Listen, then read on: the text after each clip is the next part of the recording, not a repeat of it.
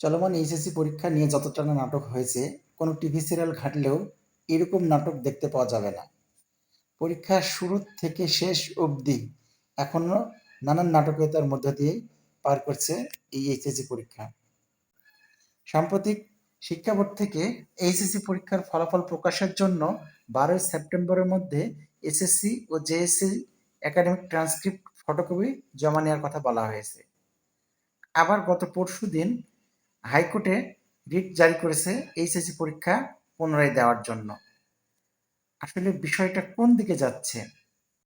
এদিকে বেশ কিছু কলেজ একাডেমিক ট্রান্সক্রিপ্ট জমা নেওয়ার কথা বললেও অনেক কলেজ রয়েছে যেগুলো এ বিষয়ে কোনো নির্দেশনাই দেয়নি। অনেক কলেজে বলা হয়েছে তোমাদের কোনো কিছুই লাগবে না। আবার বেশ কিছু শিক্ষার্থী বলছে তাদের একাডেমিক ট্রান্সক্রিপ্ট যখন কলেজে ভর্তি হয় তখন সেগুলো কলেজেই জমা দেওয়া হয়েছে, তাদের কাছে কোনোই পেপারস নেই। আবার অনেক শিক্ষার্থীর অ্যাডমিট কার্ডটিও সেভাবে যত্ন সহকারে রাখে নাই, যার কারণে সেগুলো খুঁজে পাওয়া যাচ্ছে না। এখন এই সমস্ত পেপারসগুলো কিভাবে তারা বোর্ডে জমা দিবে সেটিই মুখ্য বিষয় হয়ে দাঁড়িয়েছে। আবার অনেক শিক্ষার্থী উদ্বেগ প্রকাশ করছে এই কাগজপত্রগুলো জমা না দিতে পারলে তাদের রেজাল্টে ফেল আসবে। আসলে বিষয়টা কোন দিকে যাচ্ছে, কিভাবে কর্তৃপক্ষ কাজ করছে, এটা কারোরই বোধগম্য নয়। শিক্ষা বোর্ডগুলো এ বিষয়ে নির্দিষ্ট কোনো তথ্য প্রকাশ করছে না।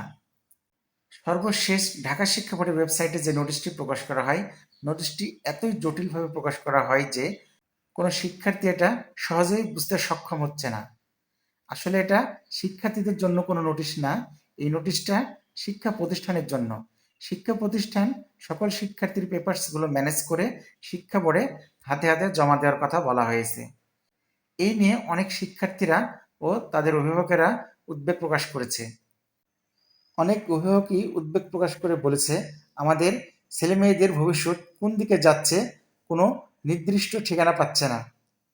এদিকে বন্যা ও বৈষম্য বিরোধী আন্দোলনের কারণে স্থগিত এইচএসসির সকল পরীক্ষা বাতিল ঘোষণা করা হয় এবং শিক্ষা বোর্ড থেকে জানানো হয় যেই পরীক্ষাগুলো গ্রহণ করা হয়েছে সেই পরীক্ষার খাতা নিরীক্ষণ করে এবং যেগুলো গ্রহণ করা হয়নি সেগুলো এসএসসি ও জেএসসির একাডেমিক ট্রান্সক্রিপ্ট পর্যালোচনা করে রেজাল্ট প্রস্তুত করা হবে এবং আগামী 40 দিনের মধ্যে রেজাল্ট প্রকাশ করার কথা জানিয়েছেন।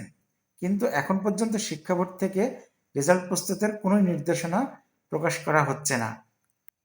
তো প্রিয় শিক্ষার্থী বন্ধুরা, আশা করব তোমাদের সকল দুশ্চিন্তা দূর হোক এবং তোমাদের একটি ভালো ফলাফলের প্রত্যাশা করে এখানে শেষ করছি।